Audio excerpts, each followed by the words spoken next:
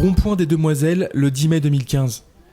Élus locaux, conseil municipal des enfants, associations et populations goussainvilloises s'étaient donné rendez-vous pour honorer les victimes de la traite négrière à l'occasion de la Journée nationale des mémoires de la traite, de l'esclavage et de leur abolition.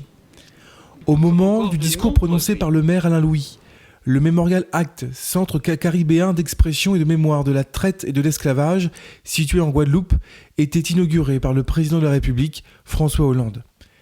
Une véritable reconnaissance pour les descendants de la traite négrière et un acte fort de la part des pouvoirs publics afin de réaffirmer durablement la vérité historique des faits passés encore trop souvent sous silence, comme en témoignent ces deux membres d'associations locales.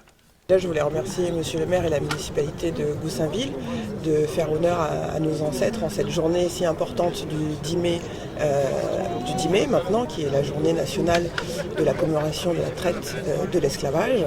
C'est la reconnaissance de la France comme quoi ce crime a bien existé, parce que aussi ça a été une lutte pendant des années.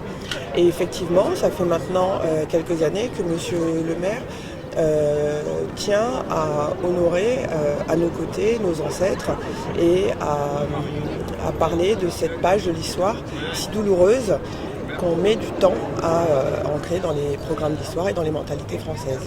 Dans le passé, l'histoire, on ne parlait pas de l'histoire de nos ancêtres, notre histoire à nous, aux Antilles. On nous apprenait tout le temps l'histoire de la France, mais nous qui vivons aux Antilles, on ne connaissait pas. Et puis ça a grandi ça à force de chercher. Nous, notre génération, on a dit c'est pas possible, on a quand même une histoire. Et c'est de là, on a su que nos descendants étaient des esclaves venant d'Afrique. Je trouve que c'est une très belle chose et qu'on continue, puisque de nos jours, regardez ce qu'on est en train de construire, le Memorial Act, qui est une très très belle avancée dans notre histoire.